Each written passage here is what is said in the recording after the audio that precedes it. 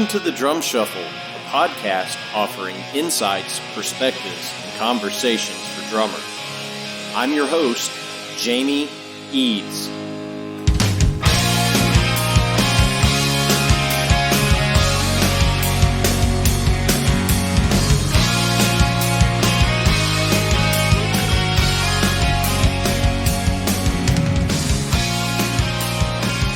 Hey, how's it going out there, everybody? Welcome to the Drum Shuffle. Jamie Eads joining you as I do each and every week. This is episode 111. I hope everybody's having a fantastic week out there. We're having a great week over here at the Drum Shuffle. Of course, we all got some sad news today as I record this intro. The great Eddie Van Halen has passed away after a long battle with cancer. And I know I speak for everybody within my musical circle. Even though I'm a drummer, the greatness of Eddie Van Halen as a guitarist is, it just can't be put into words.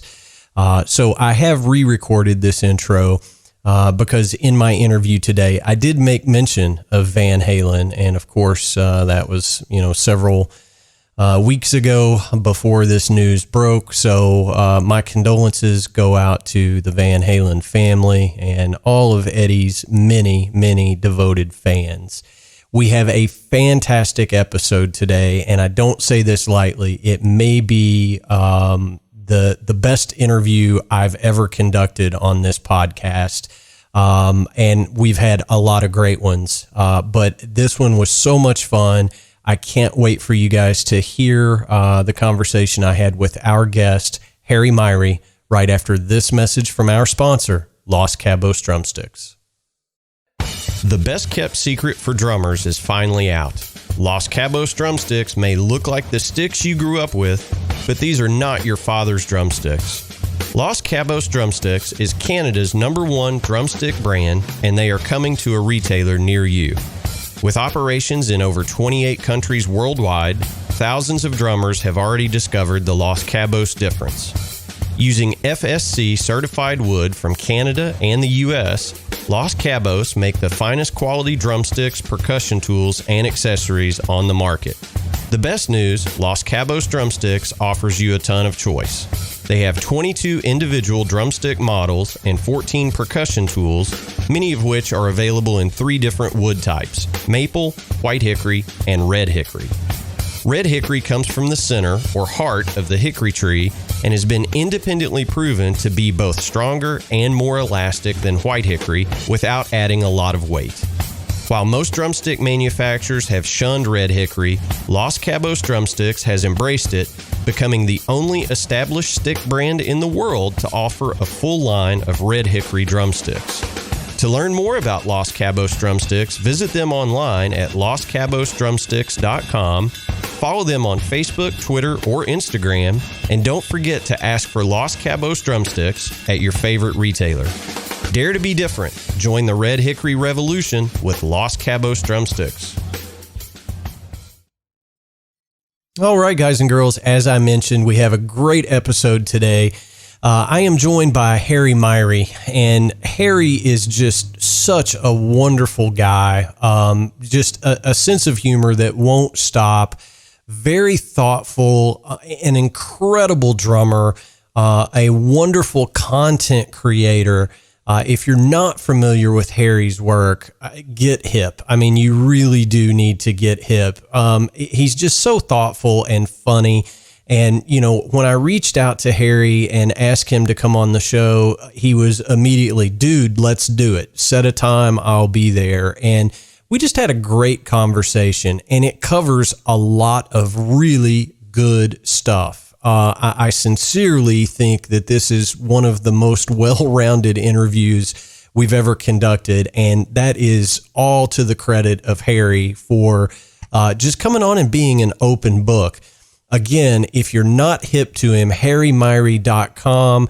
Check all of his great videos out on YouTube. I promise you will learn a ton. You will laugh your tails off. Just such a great guy. I know you're going to get a lot out of this, so please help me welcome to the Drum Shuffle, Harry Miree. Harry, dude, how are you? Good morning, my dude. Absolutely. How's it going, man? Thanks for taking time to come on the Drum Shuffle. We appreciate it. I sit around on the Drum Shuffle all the time anyway, so I may as well get in here and run my mouth, man.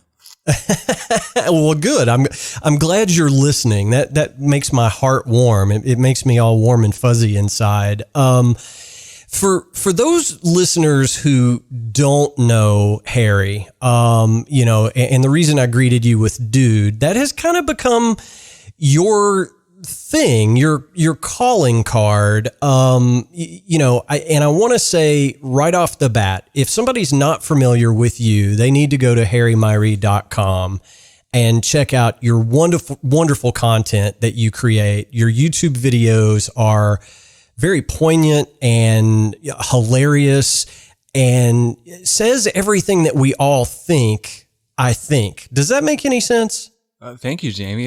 When I started, I thought this is a conversation between me and myself, but what's made me keep going is that people hear it and they resonate and they go, dude, that's what I thought about Cajones too. And so it brings people together, man. It makes me feel less alone. And I'm glad it makes you feel less alone, man. Thank you. Oh, you're welcome, man. It's, and that's how you came onto my radar. And this has probably been, I don't know, you probably made that video 2 or 3 years ago now. But it was one of those things where somebody was asking about, should I go do this gig where I play a cajon? And I, just in the rabbit hole that YouTube is, I had come across your video, and I'll get the name wrong, but you titled the video, "But What If I Don't Want to Play a Cajon, Dude?" Right? Is that okay? All right. So you basically went through and said, lots of, singer-songwriter types gigs in Nashville, and I don't want to play a cajon. They suck. And I agree with that, wholeheartedly. But you went through the whole process of how you kind of came up with a little small, super portable kit that you could go out and play on these gigs without having to resort to playing a cajon for 2 hours. And I shared that video with somebody, and I was just like, man, this dude's got it figured out. So that's how you came into my life, as it were. What an honor, man. Thank you. I don't like to complain about things without a solution. So if I was going to complain about cajones, I had an obligation to share how I solved it, or at least make a suggestion on a work in progress. Yeah, for sure. And it was a brilliant, little kit that you came up with. And I'm going to say to all of our listeners, go find that video. You'll understand what I'm talking about. Now, as is the tradition here on the Drum Shuffle, if you'll, oblige me, tell us, where you grew up and how you got into drumming to begin with. Do you come from a musical family? Not at all, man. I came from, and I wonder if I attribute the musical lottery that I've won, because almost as if it was a rebellion to what I grew up around. I wonder if my parents had been musicians or something, maybe I would have rebelled against that and said, I'll show you guys, I'm going to be an accountant, man. Yeah, right. So it's in my nature, and it's chicken or the egg for me. Man, I grew up down the road in Alabama, and so I grew up watching University of Alabama get whooped by Kentucky in basketball every winter. Football's a little different story, but we won't go there just quite yet. It's come and gone, man. But I formed my sense of self in the pre-Saban era. Like there were, who cares? People don't listen to this for that. But look, man, everything is transient. I feel this way about success in music too. Like Alabama's winning right now. Just enjoy that while it's there, because things come and go, man. Like sandcastles. Agreed.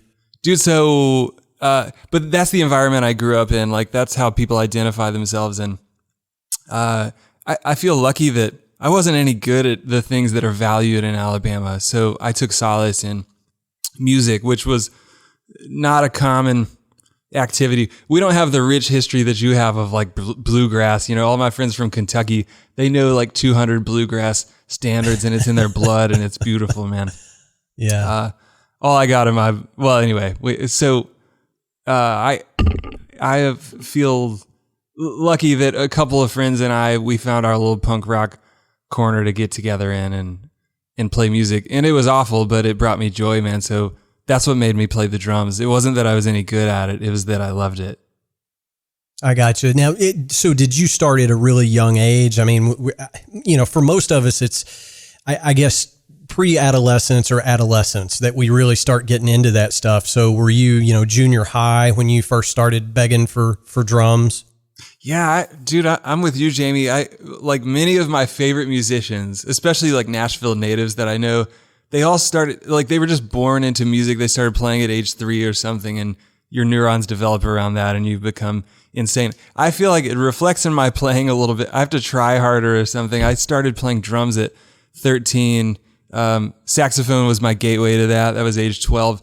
But, you go to church all the time and stuff growing up in Alabama. So there's sheet music in the hymnals. There's singing all the time. No doubt I owe my hearing to that, my ability to parse sound in a musical way, to being around church and all that, but not a formal activity for me until the day I turned 13. And I feel like today is still later that day. I still feel like a 13-year-old that just discovered the drums, man. Yeah, ditto. I mean, I'm the same way. I started, 12 or 13, somewhere in there. I think I might have been, just about to turn 13. But, here we are, 30 years later, and I am still like a child. There's nothing about drumming that doesn't excite me still to this day, which is such a wonderful gift, right? I mean, it's just part of my being, and I think you're the same way. Now, being a fellow Southerner, marching band is a big deal in the South. When I have guests on from Canada or the Northeast, they're like, yeah, that's not really a thing up here. Did you do marching band and things like that? Man, by the time that institution was available to me, I'm going to vaguely misuse the word scene. I had a scene of my own. We didn't even sign up for band class, but we had our own little punk rock bands and stuff. So, it's almost like marching band felt too institutionalized to us. Now, in hindsight, boy, do I wish I had participated in that, because so many of my gifted friends here that are opening for me or I'm opening for them, they have these ridiculous marching chops that I envy so much. And I feel that I missed the boat, Jamie. Well, I did as well. I mean, I think there's a parallel there. I was already playing in bands and thought I was good when I wasn't. But, now I see somebody that can, rip off, just pump, paradiddles at like 200 BPM. And I'm like, yeah, that's not my thing. So I understand. But you did go to college for music. Am I reading that right? Totally, man. Okay. So was it UAB? Do I have that right as well? Man, so I grew up in Birmingham. UAB was footsteps from my house. When I got out of high school, I'll give you a really condensed version of this story. Halfway through high school, I started spending the summers at Berkeley. And they have these summer programs where they kind of groom you to become a full-time student there one day. And you kind of compete against one another for these scholarships that eventually they're going to offer. And my life for a few years, the last couple of years of high school, was dedicated to getting the ultimate scholarship to Berkeley. And by the time I got it and was on stage shaking the president of the college's hand, I knew where that was going. I'm age 18. I go, this means I'm going to be in practice rooms for 8 hours a day for the rest of my life to be in the middle of the pack here. And I basically got existentially freaked out and said, there's more to me than that. Not to mention the natural kind of small town pressures of, oh man, but I've been seeing the same girl for the last 3 years and she's staying in town. So pin it on whatever you want, man. People that grew up around me have different theories, but basically out of fear, if you want to put all that around under the same umbrella of fear, I hung around. I stayed in Birmingham. I did attend classes at UAB. They were psychology classes, man. It was an attempt at a left turn. And I'm thankful because those were two of my a year and a half of easily the least favorite period of my life. I didn't recognize myself. I don't remember playing drums during that time. I was still teaching kids in the inner city that we don't have music education in Alabama. You know, they cut funding, and the first thing you cut is the arts. So I was teaching drum lessons, sax lessons, trumpet lessons, violin lessons to kids in the inner city at that time. But I wasn't breaking drums in half at that time, and so I lost sight of myself, and it's hazy to even think about that time. It's hard for me to even remember who I was around, what I was saying, what I was thinking about. And that's an important fog in my life because it makes me a lot more grateful for the inundation of music that I have in my life now. So that you probably didn't want 90 minutes on that. The answer is yes, I attended UAB for a second, sort of, in that I was enrolled and didn't show up to anything before noon. Boy, I think by the year and a half mark, I didn't even bother identifying as a student there. And I basically went back to Berkeley and said, well, you guys give me my deal back after all. So I made it to Berkeley by 2010 as an old man. Basically, I think I was probably 21 by then, 22. Okay.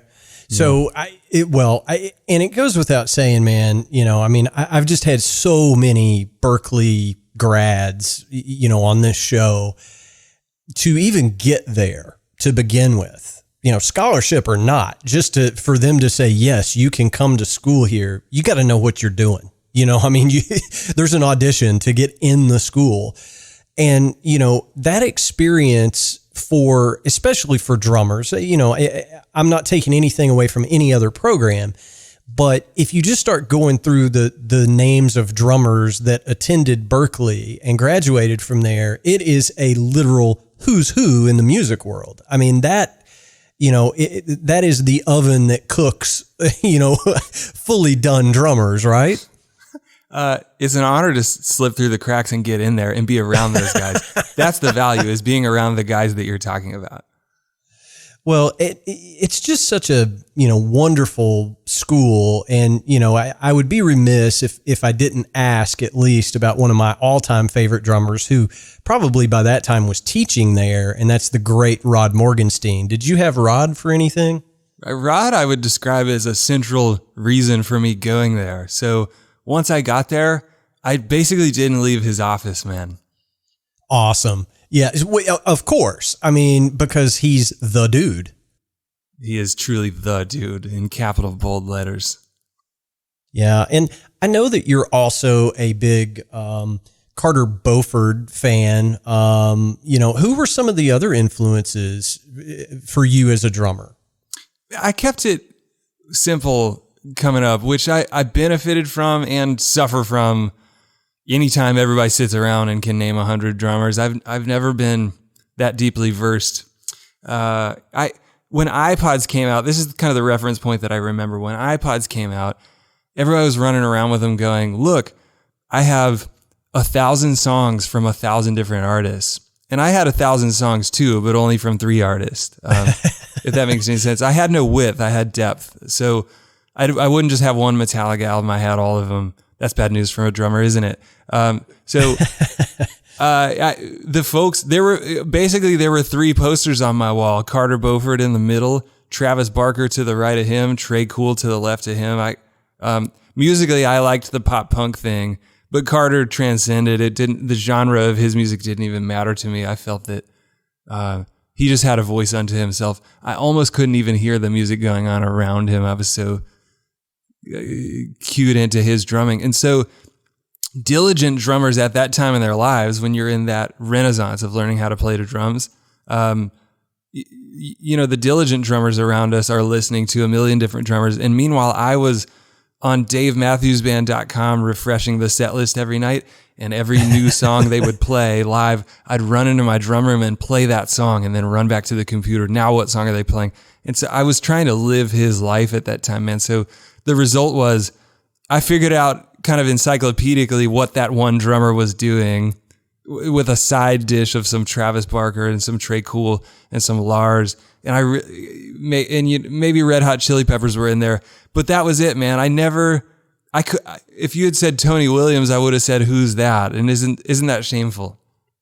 No, I mean, I don't think it is. I mean, everybody gets to where they're going by a different route, but as long as you get where you're going, it doesn't matter to me. And I don't think it should matter to anybody. I grew up on Rod Morgenstein, Tommy Lee, Troy Luccketta. That was what I was into, and those were my guys. And it was the same thing. I wanted to know, God, what is that ghost note, at 2 minutes and 18 seconds of, track 6? I mean, that was how obsessed I was. So no, man, I don't think that's shameful at all. But, as I got older and started getting in, more bands and more musical situations, people would be like, man, you should really check this out. And, I guess my horizons expanded after I figured out that there's more to life than, just what I had listened to up to that point, if that makes sense. Totally. And that would be the project I'm in the middle of right now, too. I'm trying to catch up for all that lost time and open the ears up here, man. Yeah, for sure. Well, so after Berkeley, did you immediately go to Nashville, or did you go back home to Alabama first? Man, once I left Alabama, I never set foot there again. Okay, fair enough. That explains itself, doesn't it?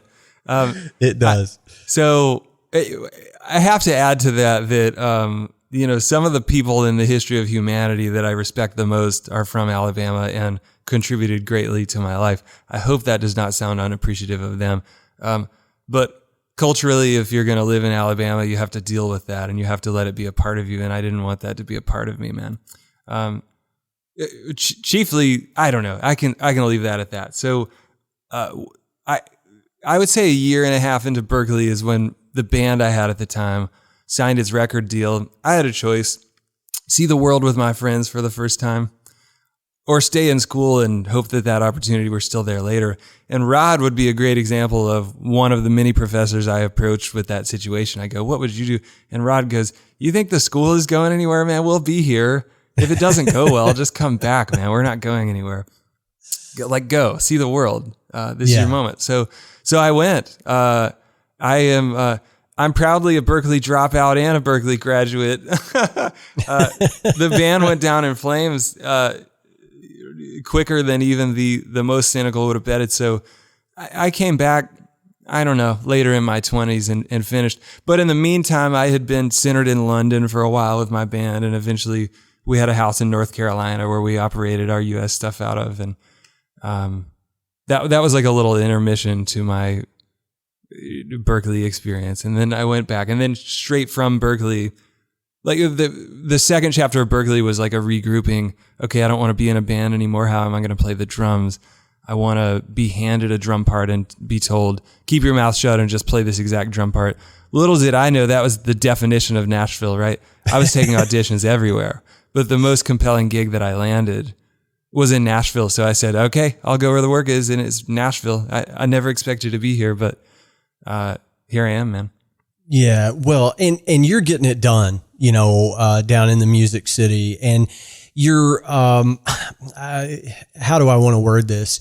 You're very self-deprecating in some of your content. You're like, all the other drummers were busy, so I got to go do this session, that kind of thing. But man, you're killing it down there. I mean, you're, I don't know, but you're doing a ton of sessions and you're playing with a ton of different artists. Did you get busy fast when you got to Nashville? Almost on a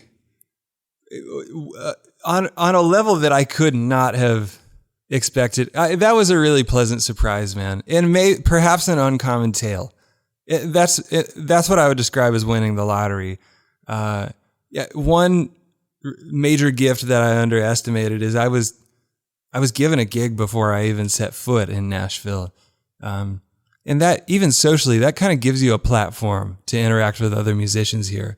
I even had some leeway to hire guys. So it helped me get meetings quicker with musicians that I liked, because I had a budget. I could say, I can give you 30 dates. Just let's go to ML Rose and talk and figure out where you're at and if you're a good fit for this. And gosh, that felt like I got to skip the first 5 years where you more organically put those things together just through authentic hard work or something. Yeah. And the other part of it is, at that point, you're in the hands of the artist. So how well are they doing? That kind of dictates, it almost dictates the size of the house you can live in. You know what I mean? Like, sure, I do. And we all know players that are, there's almost everybody who's working here is like super capable of all the gigs going around. There are better fits for certain things than others, but, I don't have the delusion at all that somehow I played the drums better than some of these guys that are still working at Pizza Hut right now. It just felt like luck, man.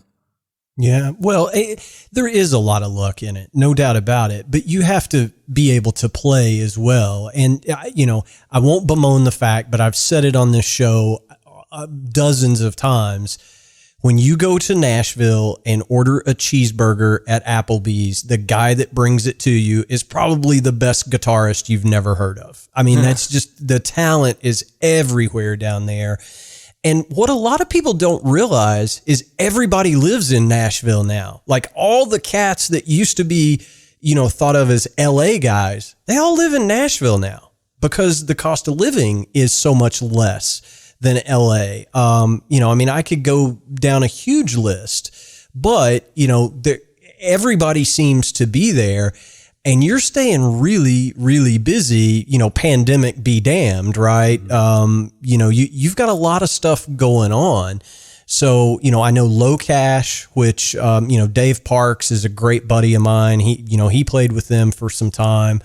I know that you're networked with Tom Hurst, who is another good friend of the show. You're just really busy and plugged in. So I don't think it's all luck, Harry. I think some of that is your talent, brother. Thank you, man. There's plenty to go around. As many drummers as there are here, that freaks some people out. There's even more singers with delusions of fame and fortune that need to hire us, man. So there's plenty to go around. Yeah, for sure, man. For sure. Well, so talk to me a little bit about the decision to, I don't want to accuse you of being a content creator. That's a fancy way of saying, I make videos for people to watch, but talk to me a little bit about, when did you decide to start kind of putting out some of those videos? Because there is, a lot of people don't realize this, there's a huge skill set involved in putting together a good video, to put on YouTube. There's a lot of editing time and all that sort of stuff. Was that was there a financial consideration there, or was it just hey, I have something to offer to other drummers, I'm going to try to put something out there? Cool. I love the spin that you have on that question. I really don't let me neglect the financial motivation part, because I have something to say to you about that. That's kind of a recent revelation in my life, and I have not said it on a mic yet. I don't want to let that go. But starting with the bigger picture, this is not a left turn in the conversation at all. It fits right into all the other stuff we've been talking about. When I got here, and the guy bringing me my hardware order from the Guitar Center warehouse, or the guy serving me my food, all these guys go, I'm trying to figure out what Nashville is, right? I had just moved here, and all these guys go, yeah, I just moved here too, 4 or 5 years ago, still looking for the gig, but I did just move here. And I'd go to all of them, I'd go, great, where can I check you out, man? I want to hear you. And they'd go, man, there was an open mic that I played at a few weeks ago, but I go, well, where can I listen to you or see you or hear you? I don't know, I'm putting together a demo, but I don't want to upload it yet because it's fuzzy. There was something wrong with the tape machine. These kinds of excuses. I go, how do you sell what it looks like and sounds like for you to play the drums? Then it almost put me into a panic of, man, I have to definitively produce what it looks and sounds and feels like when I play the drums. And so that was 100% of the motivation for me to, I paid my friend Macy $30 to point a camera at me she was Sarah Evans' touring videographer at that time. She came to the house and pointed a camera at me, and I just played songs that I liked and thought I sounded good on. Some of those videos are still sitting up. And I went, I'll never not have an answer to this question. This is exactly what it looks like and sounds like and feels like when I played the drums. And that was 100% of the endeavor for me. The accidental circumstance that I stumbled into sideways from there is that those things in and of themselves found an audience, not with who I intended to aim them at, like guys that were going to hire me to play, but rather just fans of that kind of music, or just, I don't know, the general culture of people on YouTube who like watching people playing the drums, if that makes any sense, huh? Oh yeah, no, they're out there. They're out there. Yeah. I should have realized that more going in, because I'm a guy that sits around watching YouTube. Now, I don't watch music YouTube or drumming YouTube. If you look at the front page of my suggestions, it's all like 80s basketball highlights and video game reviews. But look, there's a uniting culture to all those things. Like basketball YouTubers have a common thread with drumming YouTubers, have a common thread with video gaming YouTubers. There's a culture to that community. And as a viewer, I've been a part of that for a long time. I think that naturally kind of manifested itself in the videos I was making. Even the way I'd talk to the camera, like very directly inspired by Zay Frank and the Vlog Brothers. Like it was not my drumming mind at all, or any kind of entrepreneurial spirit even. It was almost a mindfulness of the idiom that I was putting these videos on. I go, YouTube is a community. YouTube is a neighborhood. So I will play the role of drummer in that community, and I'll give my drumming message, but I'm also going to honor the way people talk to one another on this platform. And that got embraced. And as far as I'm concerned, was another winning of the lottery. Yeah. Well, and I think that's what separates you from other, guys and girls out there. I mean, I think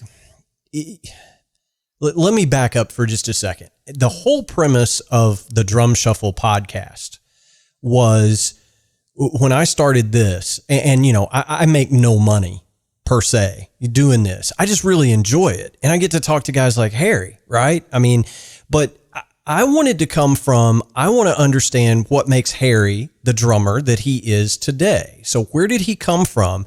How did his career progress and evolve over years? And I always say, if you want to know what fill Harry is playing at 3 minutes of track 9 of whatever album, that's what YouTube is for. And there are so many YouTubers that are like, okay, now in measure 78, we're going to put the ghost note on the E of 3, right? And that stuff drives me bananas. It's like some people need it, and I get that, but they're talking like drum teachers. Your videos are not like that. You're like, what's up, dudes? You ask this, here's what it's about, right? Wow. I feel so heard and seen by you, man.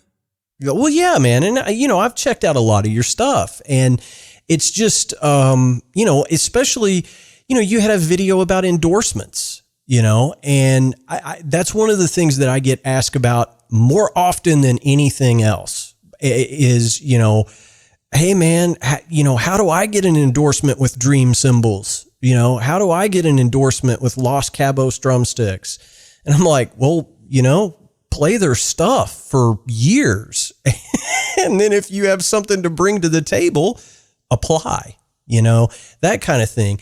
But you broke it down to, look, everybody divides up in these teams, and, I'm team Zildjian, your team Sabian, whatever the case may be. And it's all where, art and, commercial interests collide.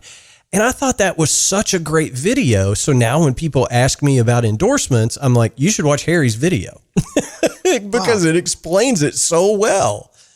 Cool. What an honor, man. I can't remember a single word I said in that video because it feels like such a long time ago, but what a great feeling to hear some of the sentiment back from you and agree with it. Go, yeah, that's how I feel about that stuff, man.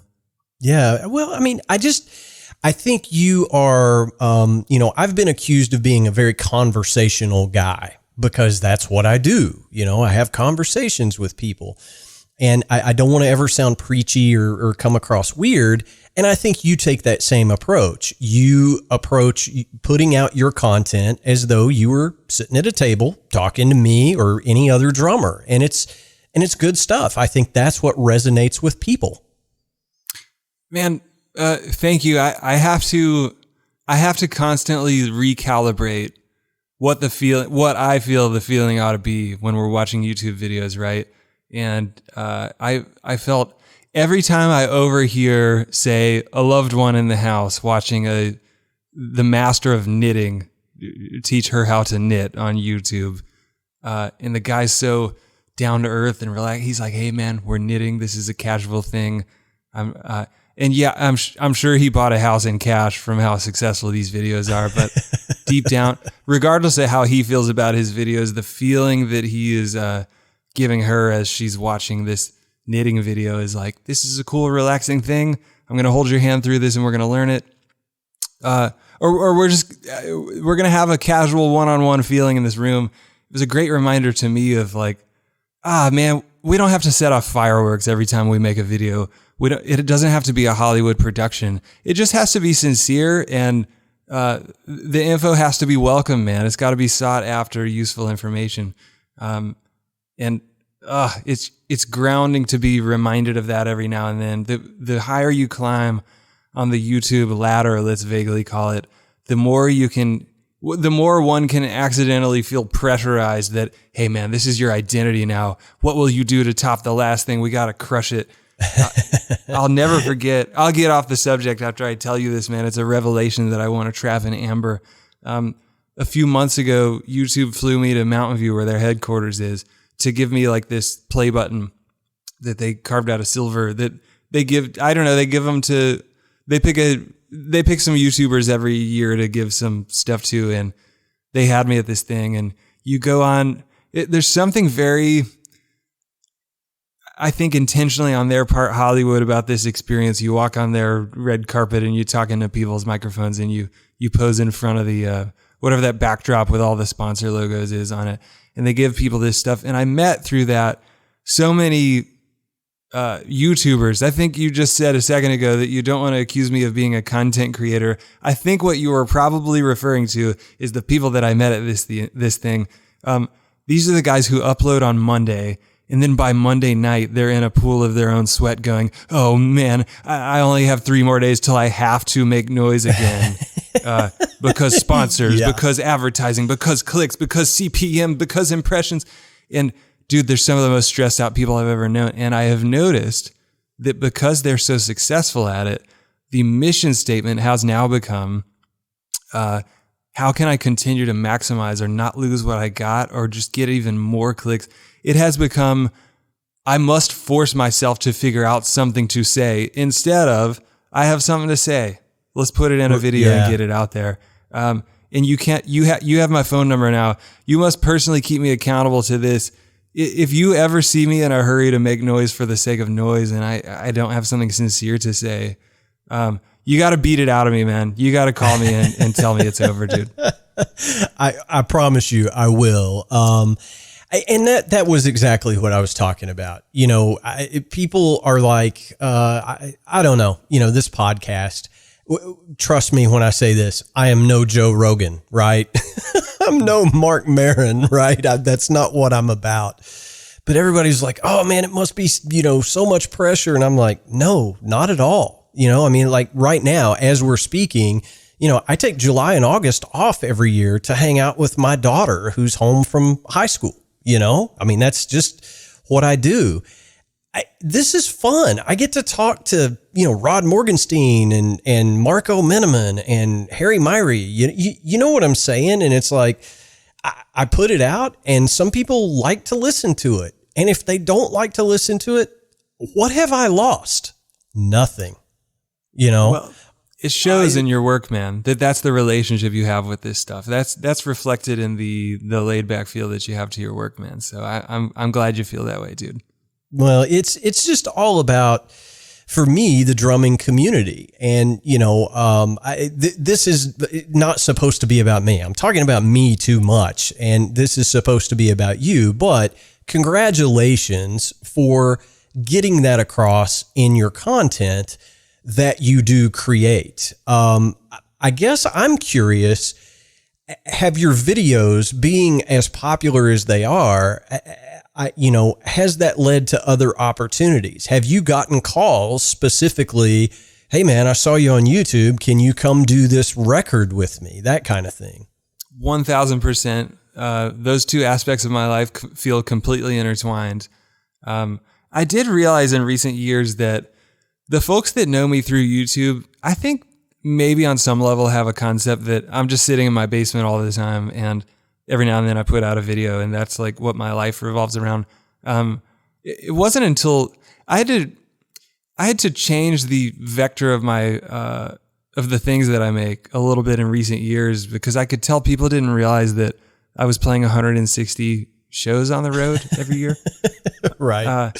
And so I've been so relaxed for the past 5 days because I finally got out this kind of expose on what my life is actually like the majority of the year, what I'm out there doing, these venues that I'm in. And we call it Dude Thoughts, a day in the life of a road drummer.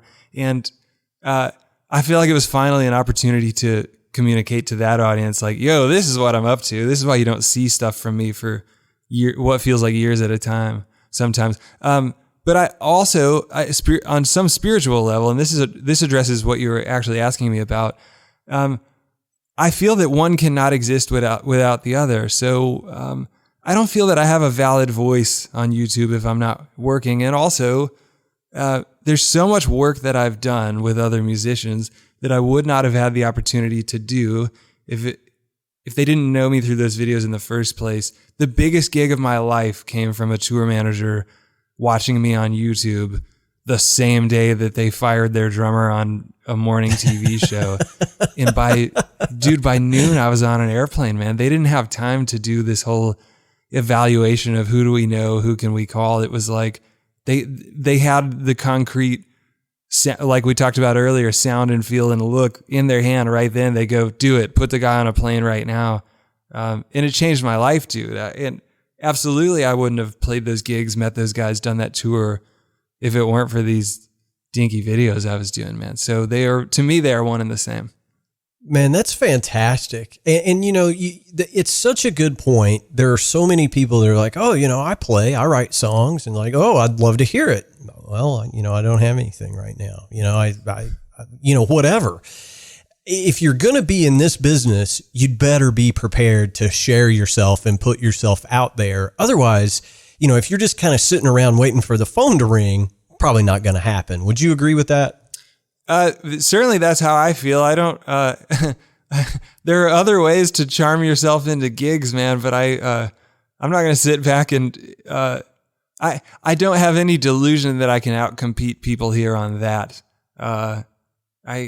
The endeavor to me is to be myself and to as accurately and resonantly as I can, like really clearly identify and project who that is. And videos are what feels best to me. I have friends in town that don't even own video cameras, and I'm so glad for them that they don't. There are a million other ways to skin that cat, right? What they do is they say yes to every gig. They're on Broadway sometimes 8 hours in a night, and a bunch of people get to see them play that way, and that's how they resonate. They're playing here, and they get incredible work doing that. So many paths, but the natural one for me certainly was making these videos, my man. Yeah, I hear you, brother. I hear you. Well, a couple of other things that I want to get to. So we might take a little bit of a left turn here, and I hate to be all over the radar with you, but you have a very unique setup. You are, you have an open-handed setup, and you've probably done a video on this. I don't know, but I would imagine you get asked about this a lot. Talk to me just briefly. what brought you to the open-handed setup? You know, it almost looks like a lefty's kit, but you're obviously a righty. So, you know, just the Reader's Digest version, if you would. Sure. I think the instinct to do that was in me before I even owned a set of drums. I remember the first formal time I sat down at a drum set. Are you a righty, Jamie? I am. Okay, awesome. So I'm sitting down at your drum set. The hats are on the left. The rest of the stuff is on the right. And so naturally, before I was given any institutional instruction, my left hand went to the hi-hat. My right hand went to everything else. And the dude who came up in formality went, nah, that's not how we do it. You now will be indoctrinated with this too. And he physically took my right hand and he crossed it over my left. And, you know, I proceeded to make my knuckles bleed because I'm hitting this and that. You can obviously chalk that up to bad technique, right? Because at least 1 million of the greatest drummers ever, all of whom I put much higher on the shelf than me, they managed to cross their hands over and make incredible, awesome music. So I don't doubt that that's worked for a lot of people. It always felt like an uphill battle to me. And so by the time I was in high school, man, instead of paying attention in calculus, I went, man, these drum traditions, they come from so long ago that we didn't even have hydraulic hi-hats, man, but we have these things now. And I'm staring off into space going, I can use my dominant foot on the bass drum and my weak foot on the hi-hat, but still have my hats on the right. We have the technology for these things, man. It's just not, you know, tradition just outweighs the sense of that, because this infrastructure wasn't created in 2001. It was, you know, it started with the low boy, man. I'm probably getting this wrong, but like Papa Joe Jones splashing that thing with his left foot just as a why not? My left foot doesn't have anything else to do anyway. So I understand how the momentum of tradition got us to where we're at, but I don't know, man. The anarchist in me went, I have a better shot at feeling comfortable on the drums if I just move those hats on over. And I thought, man, this is going to be complicated and it's not going to work and I'm going to fall on my face. But at least I won't lose sleep over whether I tried it or not. And as soon as I tried it, dude, I swear to you, it was instant. I went, I'll never cross my hands again if I don't have to. Of course, sometimes I do. I play backline kits. I still have that vague, we're going to put it in italics or with an asterisk. I still have that vague ability to cross over my hands, but that's not where I feel great. The scary part, of course, has been people check that out and people send me pictures online and stuff. They go, look, I did it too. And part of me is like, oh, good. There's some universal sense to this. And the other part of me is like, oh no, there's like a dartboard with my face on it in every drum teacher's private studio across the world. And I'm so sorry. I didn't mean to do this. Well, I mean, that's funny, first of all, but I doubt that's the case. I mean, I can draw a correlation in my brain back to Carter, right? Because he's a phenomenal open hand player. You know, I mean, he's been doing it for years and years and years. So I would imagine that influence crept in a little bit. Let's get rid of the little bit. Okay. No doubt. This connects really well to the conversation you've weaved here. So we talked earlier about how basically the definition of drumming, the whole book, as far as I was concerned, was written by Carter, right?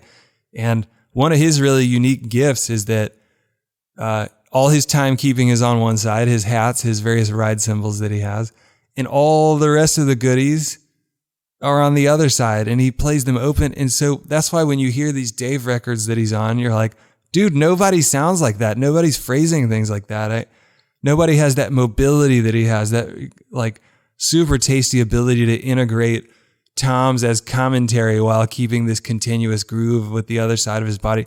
It's like awesome. And that's what I thought the language of drumming was. And that's the language I wanted to speak. So you do not underestimate it at all, man. He's without him, who knows, maybe I would be crossing my hands over. Almost certainly, man. I owe him a lot of that. Okay, awesome. Well, so for those of you guys that don't know what I'm talking about, go check out Harry's webpage. You'll see.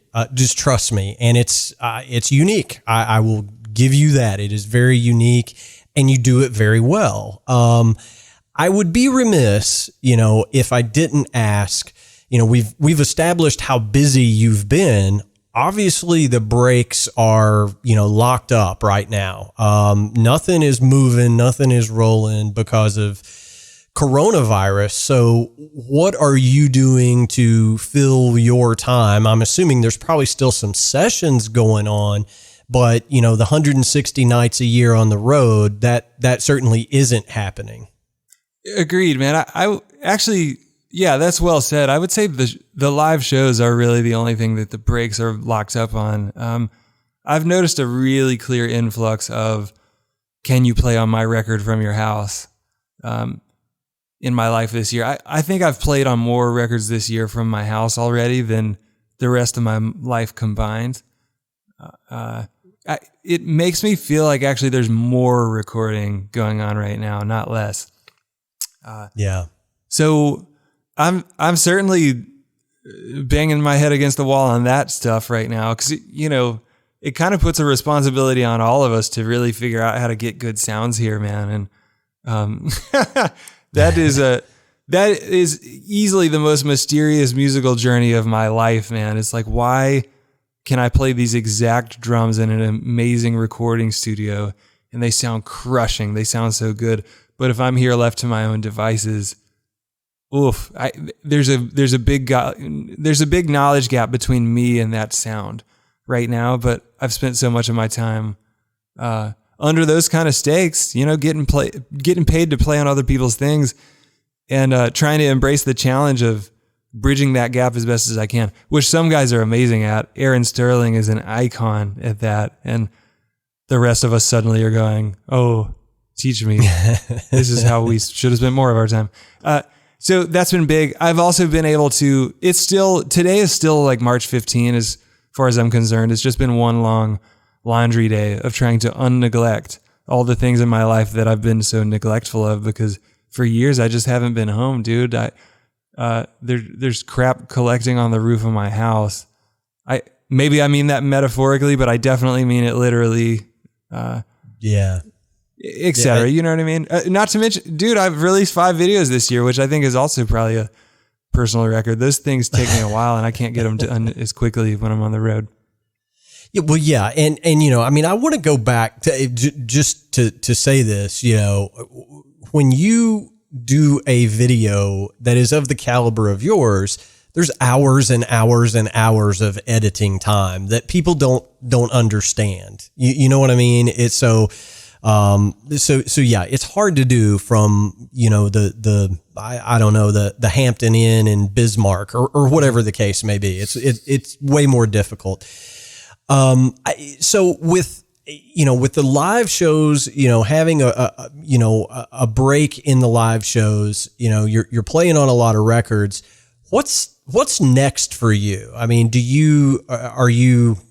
I'm doing a very poor job of getting this question out, but are you, setting something up for down the road when something finally does start happening again, or are you just kind of, taking it as it comes? Yeah. So I dig your question, man. I've noticed, okay, so we're all creative types, right? We're all musical people, and we're used to clanging those cymbals together, and we're used to hearing applause back. For whatever reason, man, when this started, I actually felt like my life before this year was maybe those slow motion last couple of seconds right before you're in a horrible car crash. The feeling I've had since March of this year is I'm kind of looking behind me and going, wow, I just narrowly avoided like a very brutal car wreck, very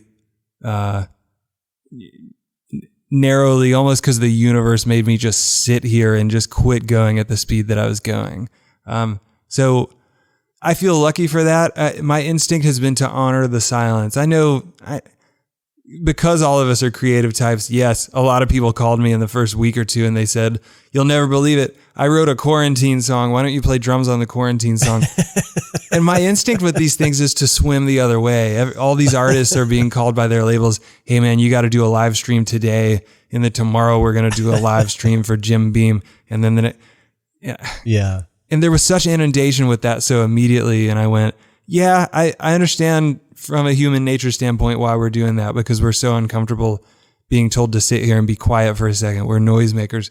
But I took it as a signal that I need to sit here and like honor the silence, if that makes any sense. So I've tried to do my best to do that. If anything, some days I'm still so immersed in these things that I'm trying to unneglect, like the sounds I'm getting at home, for example, things I can't dedicate this kind of time to when I'm touring. Some days, honestly, I wake up going, okay, I recognize this is a period of massive suffering for a lot of people, but you know, if it has to go 2 more months, and that gives me 2 more months to like tie some of these loose ends, man, and get some of these things straight in my life, like I will put it to use, man. I will sit here and milk as much nutrient as I can out of this fruit. And then, man, when it's time to go out there and make noise and sweat on people again, I bet that I'll have like a great appreciation for that too. But I spend no time presently like feeling absorbed in that, man. My goal, as far as I'm concerned, is to live in this moment. Yeah. Well, and I think that's a great approach. And you know, when all of this does end, and it will eventually, and we're closer to the end now than we were on March 15th, right? Mm-hmm. When this does end, everybody, and I mean everybody, bands that you haven't heard of for 20 years, everybody's going to have a record out, you know? So you think there's an ocean of new material, 3 months ago, just wait till this is over. It's going to be a very saturated market in my estimation. I could be wrong, but everything that I read from everybody is, yeah, we're in the studio right now. We're making a record, so we'll see. There's going to be a lot of tours, and I don't know, man. I think people will be lined up to get into movie theaters as well, and sporting events and all those things. So, let's hope that comes sooner rather than later. Agreed, man. I chiefly feel that every day because, I feel so bad that, man, there are hardworking musicians sitting in their house right now and they can't work. They can't do their thing that they do. And this affects their families and all that. That's the thing I'm so eager to, I don't need any more attention. I don't feel it on my own behalf. I just want the suffering to stop for people, man. So I'm with you. What kind of elation is that going to be when fans can get back on the front rail and wait out on the pavement for 7 hours, and then they get to see whoever their favorite band or musician is? Like, come on, man, they're gonna love that, and the musicians are gonna love that. I am stoked for the euphoria on the other side of all this, man. Well said. Yeah, for sure. All right. Well, listen, I want to be respectful of your time. Thank you so much for doing this. As is our tradition, I feel like the whole episode has been great advice, but, we always ask our guests for a good piece of advice for, other musicians, other drummers. Share with us a good piece of advice that you think everybody should incorporate in their day-to-day lives. Nice. Yeah. So as a listener of your show, I did know that this was tradition, and I knew this moment was coming, and I've been fidgety about it because, boy, am I so afraid to give advice. As someone who identifies as a very clueless person, I've gone, oh, I don't want to be asked that. What am I going to say? One of my points of view on this as a subject in general is that I know for sure I came up in an environment where there was like not only pressure to succeed maybe, but also kind of this mentality that if success is an island and some of us get to it, there's a human instinct almost to get to that island and go, look how good of a sailor I am. Check that out. But I wonder, man, if ultimately, it's on us, of course, to set sail in the first place. But then ultimately, I wonder if it is the random chaos of the seas that gets us to that island or not. So anytime I think I'm there, I go I maybe can acknowledge that, yeah, and we all have to set sail to do that. But I'm scared to, I'm scared to own too much any of the rest of those dynamics. So the best thing I can, if that makes any sense. It does. It does. So the best, kind of most grounding thing I can think to say to you right now is, if advice is one size fits all, then the rest of us, man, we got to decide what applies to us and what doesn't. Some great musicians are going to say, take every gig. Other musicians, I don't know. I to that might, for example, say like, wow, I'm thankful for some of the gigs I said no to, because that gave me right. That gave me time to like make the videos that ended up making a bigger impact in my life. So, I guess if I had to give a piece of advice, it would be the trite cliche, know thyself and know what advice applies to you and what doesn't. And I hate the sound of that coming out of my voice because, gosh, that's so vague. That sounds like such an escape, such a cop-out from your very cool, very sincere question. But there's all of my psychosis on advice right there for you to deal with now. No, man, I think that's good, because, I've done, gosh, I don't know, 110, 115 episodes of this thing. And I agree. Some guys have given a piece of advice that I'm like, boy, I sure wouldn't take that. You know what I'm saying? Like, I wouldn't apply that to me. Mm-hmm. And that's not to take anything away from any guest that I've ever had. That's not what I'm saying. I'm just saying that, learn all your rudiments, know them forwards, backwards, upside down, sideways. Well, yeah, I could spend the next 2 years, getting all those chops worked up. It's not going to make any difference for me, honestly, right? It's not the difference between me being the next drummer of Van Halen or not. Some ships have already sailed for a guy 43 years old. I mean, that's just a fact. So, I think that's really good advice, Harry, to say some things that people who have, had a level of success will tell you should do. Some of it's good, some of it not so much. Understand what applies to you. And my God, that's, half the battle. So good piece of advice, I think. Nice. You make it sound so eloquent. And I'm glad that's a tradition on your show, man, because I understand that people listen to this thing knowing that they get the gift of access to 115 different perspectives. And of course, the truth is nuanced, right? The truth has contradictions all through it. So people are savvy enough to pick up on that. And that's part of the gift, man. That's very cool. I have to say, I have to shoe this in here. There's more that I want to say about your show on the air than we're going to have time for, because I respect your time too, man. But I've heard you had Mark Poise on twice. And indeed, I know the last time you had him on, he was being so cool and confidential about all these people that come to him for advice. And it can almost sound, like he has this ethical obligation to talk about it that way. And that can almost make it sound so theoretical that you go, if you don't know him or you're a skeptical person, you go, really? So I just want to add some weight to what he's saying and raise my hand right now on your show and go, I am one of the people that pesters Mark for his sage advice all the time.